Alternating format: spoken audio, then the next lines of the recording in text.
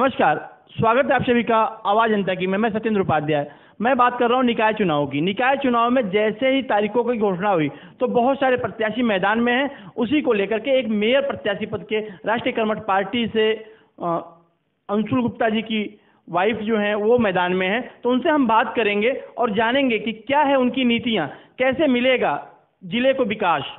Ma'am, जैसे स्वागत है आपका। जिस तरह से आपको मेयर प्रत्याशी घोषित किया गया है, 4 पार्टियों ने मिलकर किया है, तो कैसा लगता है आपको? जी, 4 पार्टियों ने, सबसे पहले तो मैं अपना परिचय दे देती हूँ। मैं प्रिया गुप्ता हूँ, अंशुल गुप्ता जी की पत्नी, जो कि राष्ट्रीय कर्मठ पार्टी के राष्ट्रीय अध्यक्ष हैं। तो मुझे जो समर्थन मिला है वो मैं आपको बता देती हूँ। मैं बहुत टाइम से राजनीति में सामने की तरफ नहीं रही हूँ, लेकिन बैकएंड पे रह के मैं हमेशा से काम करते रही हूँ। और हमारी पार्टी के साथ मैं कई बार उनके साथ जाती हूँ गाजियाबाद के पिछड़े इलाकों में, और मैंने वहाँ पे जाकर के खुद देखा है कि वहाँ के जो लोग हैं वो बुनियादी सुविधाओं के लिए आज तक तरस रहे हैं। उनके पास सड़क, सीवर, नाली, पानी जैसी बेसिक सुविधाएं हैं ही नहीं बिल्कुल भी। तो मेरा मानना यह है कि उनके अंदर एक उम्मीद जागी है। जब मैं वहाँ पे गई तो उनको ये लगता है कि मैं शायद उनके लिए कुछ कर पाऊंगी। जनता बहुत ही ज़्यादा उत्साहित है और मुझे लगता है कि वो मुझे डेफिनेटली लेकर आएंगे, अपने मेयर के रूप में स्वीकार करेगी, क्योंकि उनको भी अपना विकास चाहिए। बीजेपी आई तो थी और उन अभी तक, जब से गाजियाबाद के अंदर नगर निगम का निर्माण हुआ है तब से लेकर अब तक करीब करीब 5 निकाय चुनाव यहाँ पे हो चुके हैं। पर देखा जाए तो जब वो लोग, और जितने भी निकाय के जितने भी चुनाव हुए हैं उन सब में अभी तक का जो मेयर है वो बीजेपी की पार्टी से ही बनता हुआ आ रहा है। वो लोग जब आते हैं मेयर बन के तो वादे तो वो लोग बहुत बड़े बड़े करते हैं, पर धरातल पर आके कोई काम उनका दिखता नहीं है। यहाँ पे अगर किया होता उन्होंने कुछ काम तो पिछड़े हुए जो गाजियाबाद के इलाके हैं वहाँ पे जनता आज भी परेशान नहीं होती।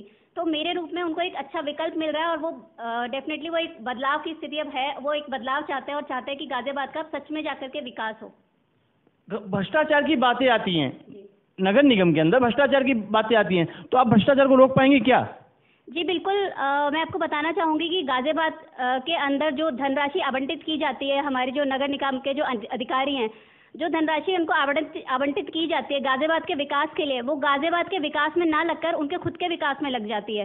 तो मुझे ये लगता है कि जितने भी हमारे भ्रष्टाचार से लिप्त जितने भी नेता हैं, अगर उनको यदि हम किनारे कर दें, जिसमें कि ज़्यादातर बीजेपी के ही लोग हैं, उनको हम किनारे करके एक ऐसा व्यक्ति लेकर आए जो उन्हीं के मध्य से उठाए, और क्योंकि वो उनकी प्रॉब्लम्स को समझता है, तो मुझे लगता है केवल वही व्यक्ति एक ऐसा होगा जो उनके लिए काम कर पाएगा। तो मैं भी एक आम जनता में से हूँ, मैं भी गाजियाबाद की ही निवासी हूँ, उनके बीच में से हूँ। तो मुझे ये लगता है कि मैं उनके लिए ज़रूर कुछ कर पाऊंगी। यहाँ की समस्याएं क्या हैं? क्योंकि आपने देखा होगा पिछली 5 बारों से अगर भारतीय जनता पार्टी कब्जा है तो यहाँ की समस्याएं सॉल्व नहीं हुई, और समस्याएं मेन क्या है वो बताएंगे आप जरा मुझे? जी, समस्याएं तो बहुत सारी हैं। यदि हम पिछड़े हुए इलाकों में जाएं तो वहाँ पे तो बुनियादी सुविधाएं ही लोगों को उपलब्ध नहीं है। बाकी बात की जाए गाजियाबाद के अन्य क्षेत्रों में तो स्ट्रीट लाइट्स नहीं है, सड़कें हैं वहाँ पे बड़े बड़े गड्ढे हैं, और ट्रैफिक जाम की समस्या यहाँ पे बहुत ज़्यादा है, यातायात की समस्या है, पार्किंग की समस्या है, और बहुत सारी समस्याएं जिनको शायद मैं गिनाने बैठूंगी तो शायद शाम हो जाएगी।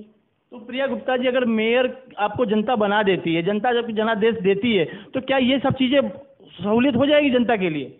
जी बिल्कुल, ये तो मेरा अभी मैं पहली बार राजनीति में उतरी हूँ, जनता को उम्मीदें हैं मुझसे बहुत ज़्यादा।